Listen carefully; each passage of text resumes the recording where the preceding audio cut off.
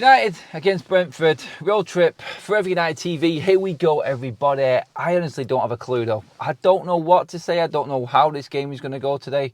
I don't have any idea how Ten Hag is going to set it up. I'm just living in hope like most other Manchester United fans right now. There is nothing that we can cling on to that's going to say we're going to perform a certain way. There's nothing we can cling on to that's going to say that there's a player in form who's going to absolutely tear it up and pull us out of the shit if we need him to.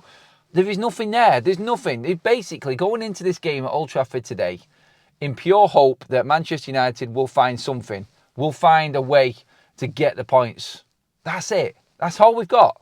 It's unthinkable that United fans should be going to Old Trafford feeling like this. It is ridiculous that we're having to just cling on to little bits of hope, hoping that, like I said, like one player is going to hit the target, one player is going to play the right pass in this system that Ten Hag is playing. There's so much wrong with United right now that it is just a case of getting through it game by game. I'm praying that there is some form of, some glimmer of hope just to take away from it, where it's like, oh, we just stumbled upon something. We just found something that's going to work for us going forward.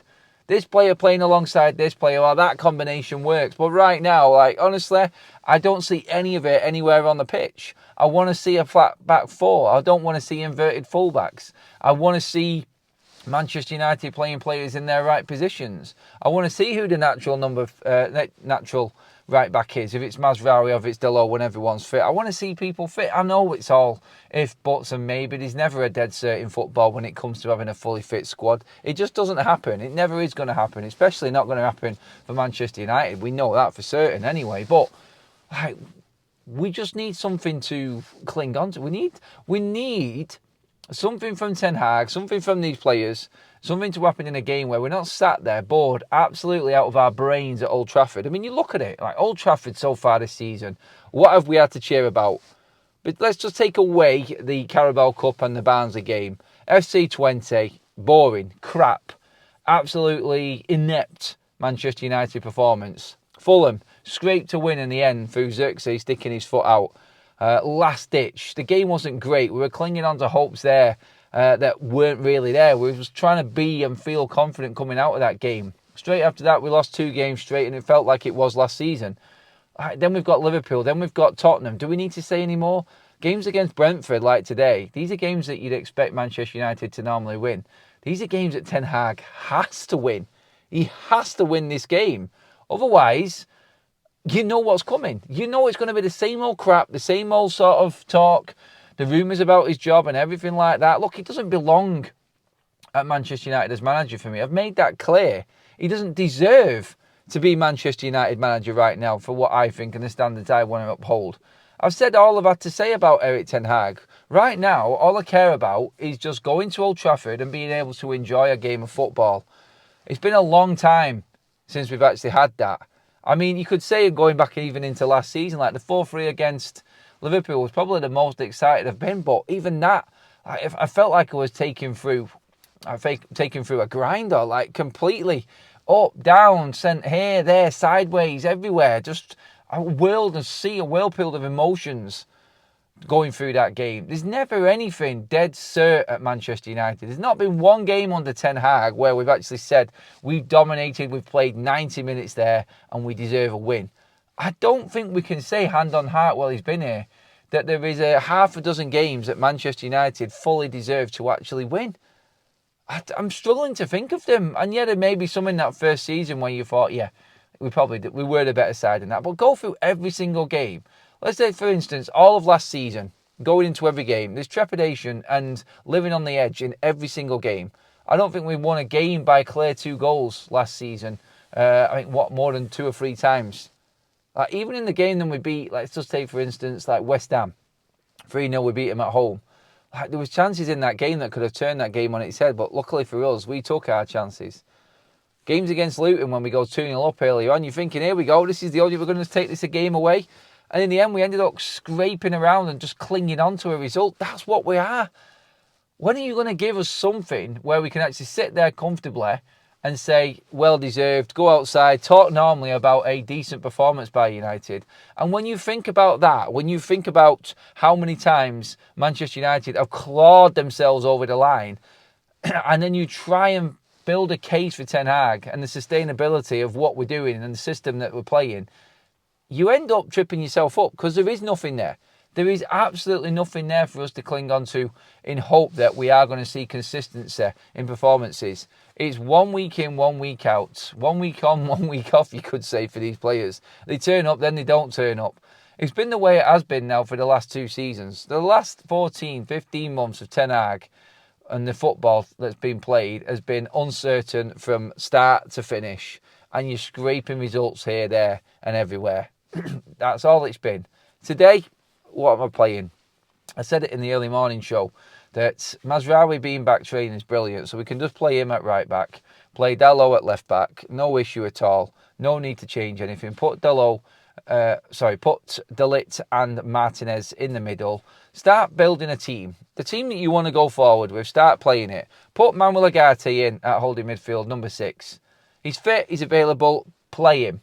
I don't know when he's going to play him otherwise. If you bring in Casemiro in today, it's just saying that you just really don't fancy the player. You cannot be entering into the last couple of weeks of October, having bought this player in August, and still be uncertain about him. You don't get that much time when you're playing so shit and you're 14th in the league. Ten Hag talks like he's going to just have all the time in the world to integrate Ugarte in and it's a process and bringing him in. You don't get that when you're playing bad, unfortunately. I could understand it a little bit more if United were right up there and was actually competing for the top 4 and you could actually start to integrate a player properly and not rush him in. But right now, needs must. It's a position that Manchester United need filling. He's going to have to mature very, very quickly. Look, he's a professional footballer who's played at the highest level.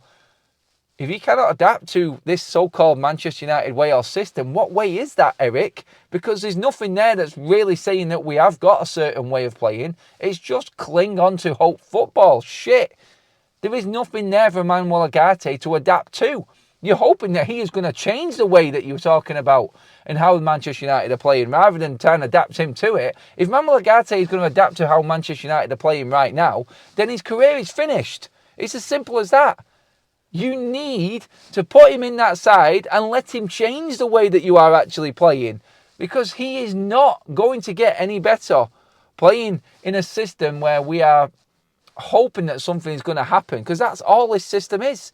There is no plan, there is no process, there is no system. I don't care what Ten Hag says. Ugarte plays. Play him in there. He's the best player we've got for that position. Do you know what?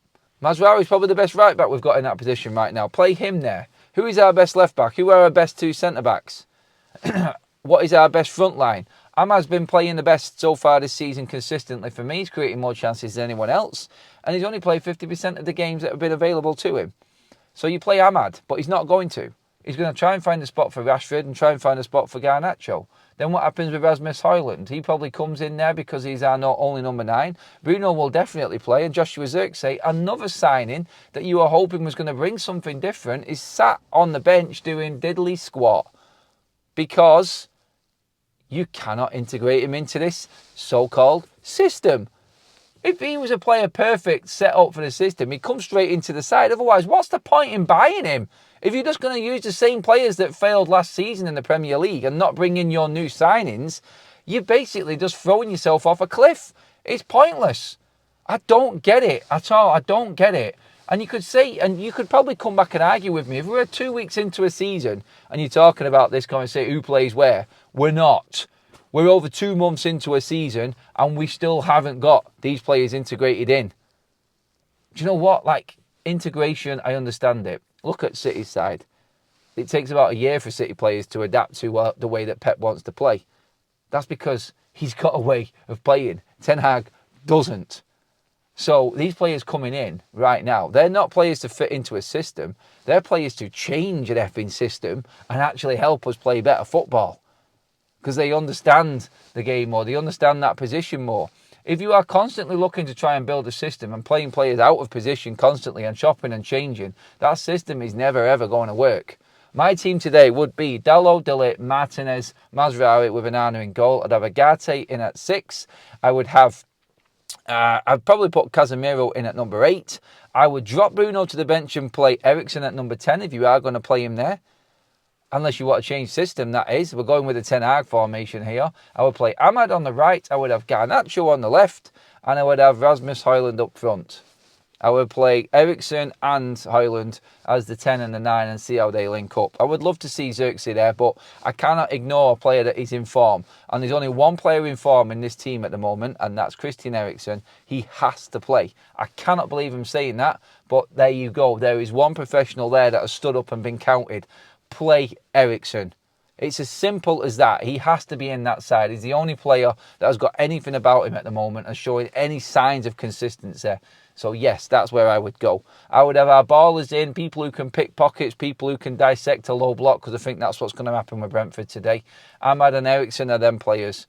Højlund is just going to have to be disciplined and staying at number 9. And Garnacho, I just feel he is a better option than Rashford. Rashford, with no room to run in behind, is useless and worthless. I think Garnacho will work better on the left-hand side, helping out Dalot as well. I think he will track back and work harder. And Ten Hag even said that himself. That was the excuse for bringing Marcus Rashford off last time. So let's see what he does and let's see where he goes with it. Get your comments in below, everybody. Please give the video a like. Make sure you have subscribed to Forever United TV. I'll see you outside Old Trafford after the game. 1-1. That's my prediction, by the way.